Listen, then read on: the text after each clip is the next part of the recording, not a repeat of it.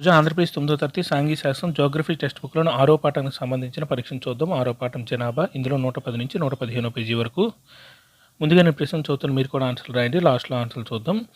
ఎప్పటి నుండి భారతదేశ జనాభా వృద్ధి రేటు క్రమంగా క్షీణించడం ప్రారంభించింది? 1 1991, 2 1981, 3 1971, 4 2001. ఎప్పుడు నుండి భారతదేశ జనాభా వృద్ధి రేటు క్రమంగా క్షీణించడం ప్రారంభించింది? 1 1991, 2 1981, 3 1971, 4 2001. జనాభా మార్పును ఎన్ని విధాలుగా వ్యక్తీకరిస్తారు? 1 మార్పు శాతం రూపంలోను, 2 నిర్దిష్ట సంఖ్యల రూపంలోను, 3 పైవన్నీ, 4 2 మాత్రమే. జనాభా మార్పును ఎన్ని విధాలుగా వ్యక్తీకరిస్తారు? 1 మార్పు శాతం రూపంలోను, 2 నిర్దిష్ట సంఖ్యల రూపంలోను, 3 పైవన్నీ, 4 2 మాత్రమే. ఎప్పటికీ భారతదేశం చైనాను అధిగమించి ప్రపంచంలో అత్యధిక జనాభా కలిగిన దేశంగా అవతరిస్తుంది? 1 2035, 2 2045, 3 2055, 4 2025. ఎప్పటికీ భారతదేశం చైనాను అధిగమించి ప్రపంచంలో అత్యధిక జనాభా కలిగిన దేశంగా అవతరిస్తుంది? 1 2035, 2 2045, 3 2055, 4 2025. 1981-91 మధ్య భారతదేశ జనాభా వార్షిక వృద్ధి రేటు: 1 2.22%, 2 2.20%, 3 1.97%, 4 2.16%. 1981-91 మధ్య భారతదేశ జనాభా వార్షిక వృద్ధి రేటు: 1 2.22%, 2 2.20%, 3 1.97%, 4 2.16%. ఒక సంవత్సరంలో ఎంతమంది వ్యక్తులకు కలిగిన సజీవ జననాల సంఖ్య జనన రేటు? 1 1000, 2 100, 3 10,000, 4 500. ఒక సంవత్సరంలో ఎంతమంది వ్యక్తులకు కలిగిన సజీవ జననాల సంఖ్య జనన రేటు? 1 1000, 2 100, 3 10,000, 4 500. భారతదేశ జనాభా గణాంకాలు ఎప్పుడు గల వార్షిక జనాభా పెరుగుదల రేటు స్థిరంగా పెరుగుతుందని తెలియజేస్తాయి? 1 1961 నుంచి 1981 వరకు, 2 1951 నుంచి 1981 వరకు, 3 1951 నుంచి 1991 వరకు, 4 1971 నుంచి 1991 వరకు. భారతదేశ జనాభా గణాంకాలు ఎప్పుడు గల వార్షిక జనాభా పెరుగుదల రేటు స్థిరంగా పెరుగుతుందని తెలియజేస్తాయి అంటే ఏ సంవత్సరాల్లో? 1 1961 నుంచి 1981 వరకు, 2 1951 నుంచి 1981 వరకు, 3 1951 నుంచి 1991 వరకు, 4 1971 నుంచి 1991 వరకు. జనన రేటు మరియు మనన రేటు మధ్య వ్యత్యాసమే: 1 జనన సహజ పెరుగుదల, 2 జనసాంద్రత, 3 వివక్ష, 4 జనాభా సహజ తరుగుదల.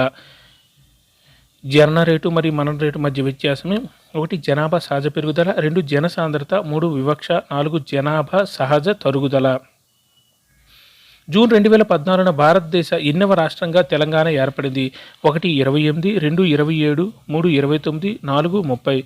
జూన్ 2014న భారతదేశ ఎన్నవ రాష్ట్రంగా తెలంగాణ ఏర్పడింది? 1 28, 2 27, 3 29, 4 30. జనాభా ఎన్ని ప్రక్రియల పరస్పర చర్యల ప్రభావం? 1 వలసలు, 2 జననాలు, 3 మరణాలు, 4 పైవన్నీ. జనాభా ఎన్ని ప్రక్రియల అంటే ఏ ప్రక్రియల పరస్పర చర్యల ప్రభావం? ఇక్కడ ఏ ప్రక్రియల పరస్పర చర్యల ప్రభావం? 1 వలసలు, 2 జననాలు, 3 మరణాలు, 4 పైవన్నీ. ఎన్నో తేదీన జమ్మూ కాశ్మీర్ మరియు లద్దాఖ్ అనే 2 కేంద్రపాలిత ప్రాంతాలుగా విభజించారు? 1 5/8/2018, 2 5/8/2019, 3 5/9/2019, 4 5/8/2017. ఎన్నో తేదీన జమ్మూ కాశ్మీర్ మరియు లద్దాఖ్ అనే 2 కేంద్రపాలిత ప్రాంతాలకు విభజించారు? 1 5/8/2018, 2 5/8/2019, 3 5/9/2019, 4 5/8/2017. జనాభా మార్పును ఎన్ని విధాలుగా వ్యక్తీకరిస్తారు? 1 2, 2 3, 3 4, 4 5. జనాభా మార్పును ఎన్ని విధాలుగా వ్యక్తీకరిస్తారు? 1 2, 2 3, 3 4, 4 5. అధిక జనసాంద్రత కలిగిన ఉత్తర మైదానంలోని రాష్ట్రాలను తెలపండి. 1 పశ్చిమ బెంగాల్, 2 ఉత్తరప్రదేశ్, 3 బీహార్, 4 పైవన్నీ. అధిక జనసాంద్రత కలిగిన ఉత్తర మైదానంలోని రాష్ట్రాలను తెలపండి. 1 పశ్చిమ బెంగాల్, 2 ఉత్తరప్రదేశ్, 3 బీహార్, 4 పైవన్నీ. భారతదేశ జనాభా 1951లో: 1 351 మిలియన్లు, 2 1201 మిలియన్లు, 3 361 మిలియన్లు, 4 461 మిలియన్లు.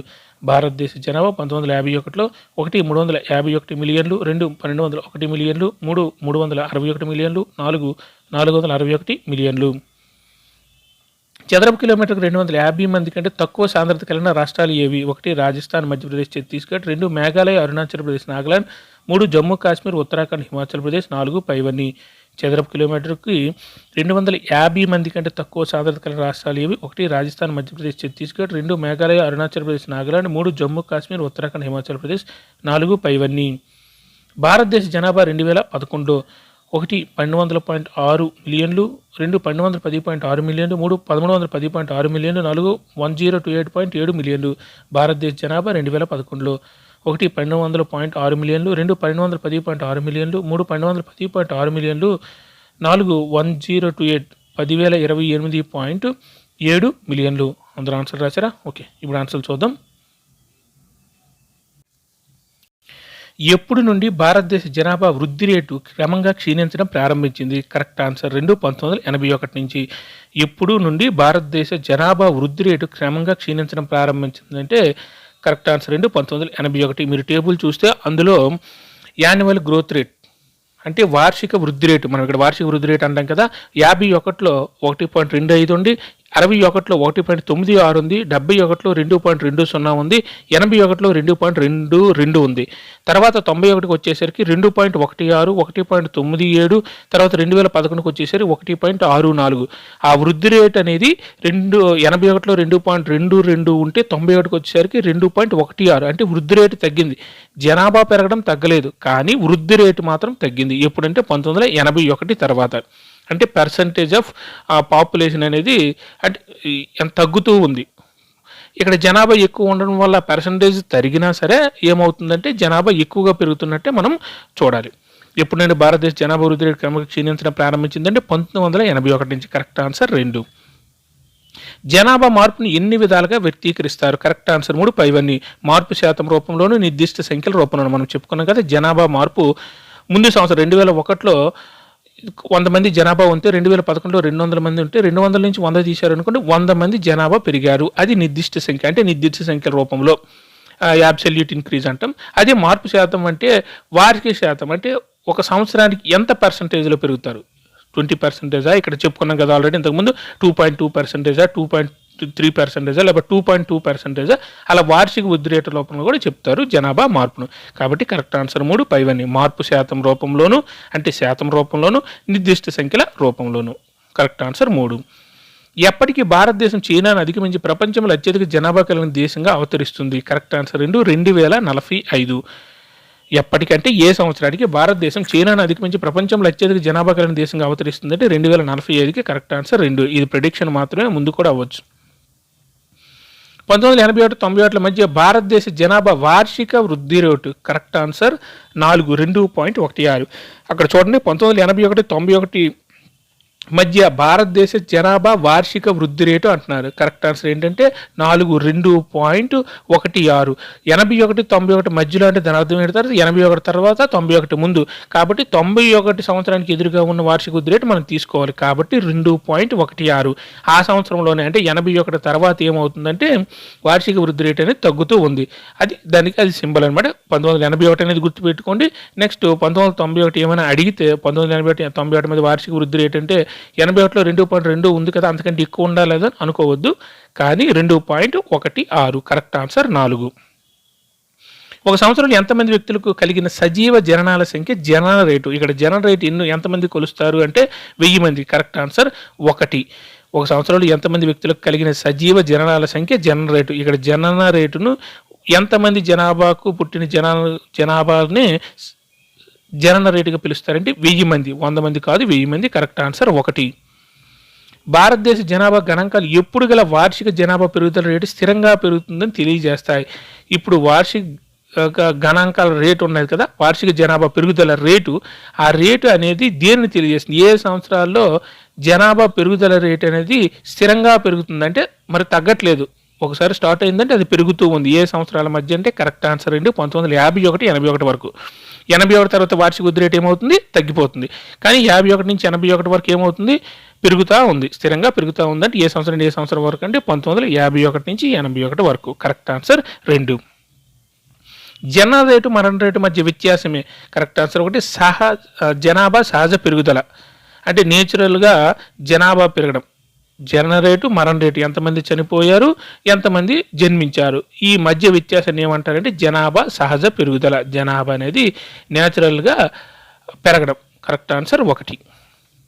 జూన్ 2014 భారతదేశ ఎన్నవ రాష్ట్రంగా తెలంగాణ ఏర్పడింది. Correct answer 3. 29వ రాష్ట్రంగా. జూన్ 2014 భారతదేశ ఎన్నో రాష్ట్రంగా తెలంగాణ ఏర్పడింది అంటే 29వ రాష్ట్రంగా ఏర్పడింది. Correct answer 3.